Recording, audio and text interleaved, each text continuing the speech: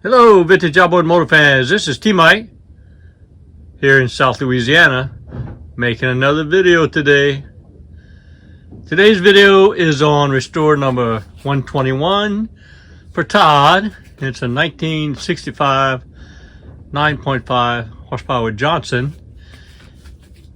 This motor is now completing step 5, which is clean.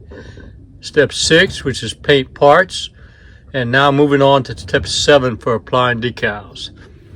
So I have disassembled and cleaned all of the parts, and they've been painted, rebuilt the carburetor, the magneto, the gear case, and I've cleaned and painted the side cowlings, stern bracket, prop, gear case, steering handle, power head, and moving into the painting and decaling of the hood.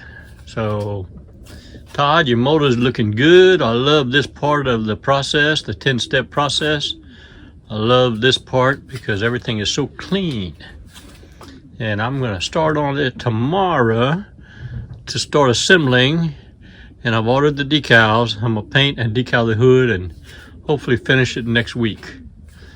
I'll follow up with another video when I move on to the next step. So once again, we're doing it one motor at a time. This one's for Todd. Hope y'all enjoyed the video. See y'all next time. I hope y'all enjoyed the video.